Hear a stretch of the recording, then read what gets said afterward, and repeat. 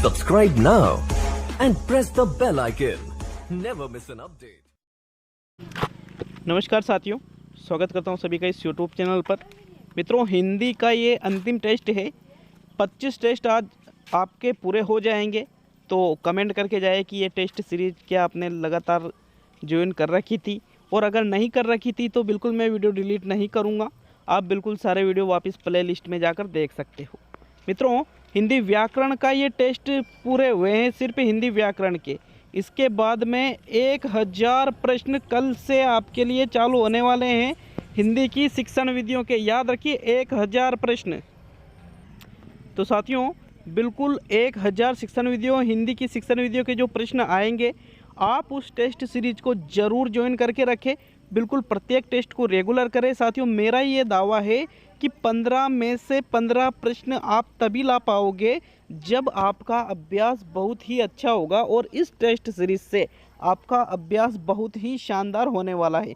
बहुत कुछ नया सीखने को आपको वहाँ पे मिलने वाला है। तो साथियों, मेरे आपसे छोटा सा एक निवेदन मान लीजिए, बिल्कुल आप उस टेस्ट सीरीज को ज़रूर जारी रखें। चलिए शुरू करते हैं आज के अंतिम टेस्ट को। कमेंट बॉक्स में कमेंट करके जाए कि ये टेस्ट सीरीज आपके लिए कितनी लाभदायक सिद्ध हुई है। पहला जो प्रश्न आता है मित्रों, वह है जमीन जिसमें कुछ पैदा न हो। एकल शब्द के 20 प्रश्न हैं साथियों, उसे क्या कहते हैं? आर्द्र, नम, रेतीली और ऊसर।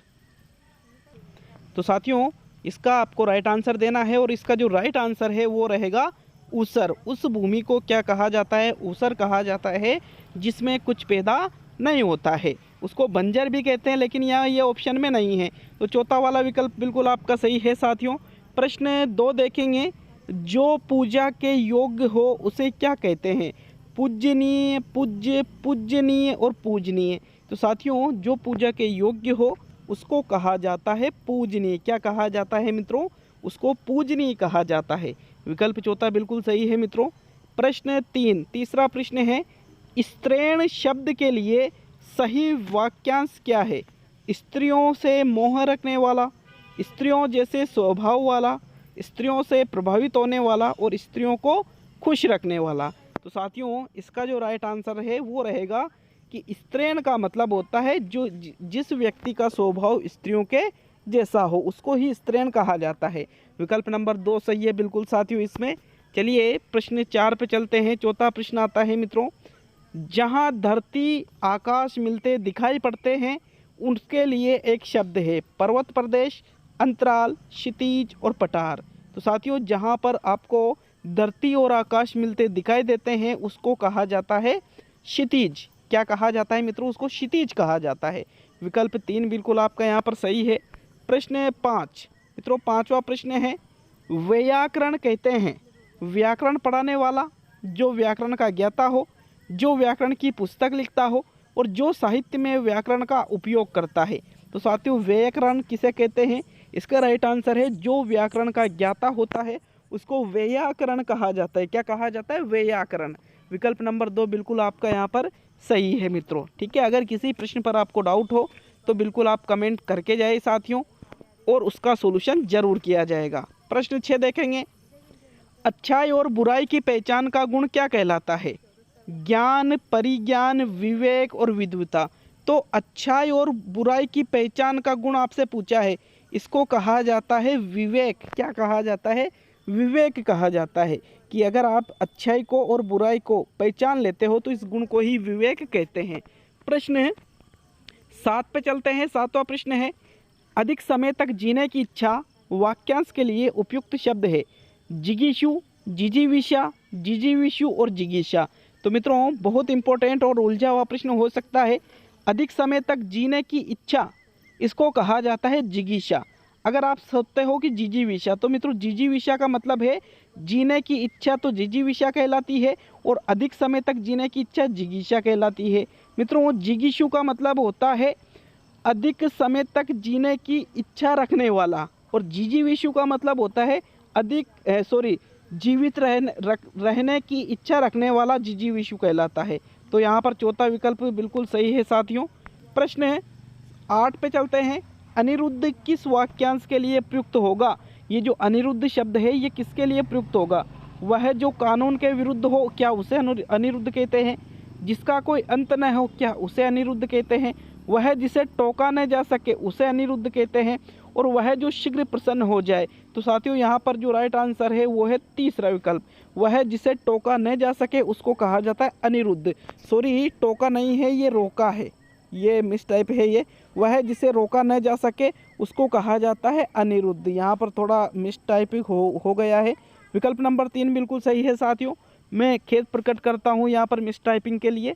प्रश्न है 9 पे चलते हैं मित्रों। राजभवन के अंदर जहाँ महिलाएं रहती है अंतेवासी, अंतःपुर, शयन गृह और विश्रामालय। तो मित्रों राजभवन मतलब राजा का जो भवन होता है उसमें जहाँ पर महिलाएं रहती है उसको अंतःपुर कहा जाता है। किस नाम से जानते हैं इसको? अंतःपुर के नाम से जानते हैं। चलिए प्रश्न 10 पे चलते हैं। किसी बात को समझाने के लिए दिया गया उदाहरण क्या कहलाता है? कोई बात आपसे समझ नहीं रहा है और आप कोई उदाहरण देते हो तो उसको क्या कहा गया? दृष्टिकोण, उपालंब, भूमिका और दृष्टांत। तो साथियों उसको कहा जाता है दृष्टांत। किस नाम से जाना जाता है इसको? दृष्टांत आप इसको कहते हैं कि किसी बात को समझाने के लिए दिया गया उदाहरण ही दृष्टांत है। प्रश्न 11 पे आते हैं मित्रों। वह उक्ति जो परंपरा से चल रही हो, वाक्यांश के लिए एक शब्द होगा। जनश्रुति, अत्युक्ति, अनुश्रुति और अधिसूचना। तो साथियों जो उक्ति परंपरा से चल रही हो उसको अनुश्रुति कहते हैं। क्या कहा जाता है? उसको अनुश्रुति कहा जाता है। विकल्प 3 बिल्कुल आपका सही है। प्रश्न 12 पे आते हैं मित्रों। मितभाषी शब्द किस वाक्य हेतु प्रयुक्त होगा? मितभाषी सभी के सही होना चाहिए ये आंसर। वह जो कम खर्च करता हो, वह जो कम खाता हो, वह जो कम बोलता हो और वह जो मीठे वचन बोलता हो। तो साथियों मितभाषी का मतलब है वह जो कम बोलता हो उसको ही मितभाषी कहा जाता है। तो तीसरा विकल्प बिल्कुल आपका सही है साथियों। वह जो कम खर्च करता हो इसका तो मतलब क्या होता है? अल्पव्यय, अल्पव्यय इसको कहा जाता है या मितव्यय भी इसको कहते हैं। तो मित्रों ये तो होगा नहीं कम खाने वाला, ये तो गलत है। विकल्प 3 ही सही है। प्रश्न 13 पे आते हैं मित्रों। माता पिता का अपनी संतान के प्रति प्रेम के लिए उपयुक्त शब्द क्या होगा? स्नेह, श्रद्धा, प्रणय और वात्सल्य। तो मित्रों माता पिता का अपनी संतान के प्रति जो प्रेम होता है उसको वात्सल्य कहते हैं। क्या कहते हैं? वात्सल्य कहा जाता है। विकल्प 4 बिल्कुल आपका इसमें सही रहेगा साथियों प्रश्न नंबर 13 में। चलिए प्रश्न 14 पे आते हैं। वह जिसके जैसा दूसरा न हो उसे क्या कहते हैं? अद्वितीय, अदृश्य, अतुलनीय और अजेय।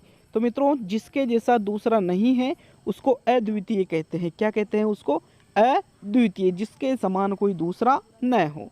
प्रश्न 15 पे आते हैं मित्रों। अब जिसमें कुछ भी ज्ञान न हो कहलाता है विज्ञ, अज्ञ, ज्ञानी और अशिक्षित।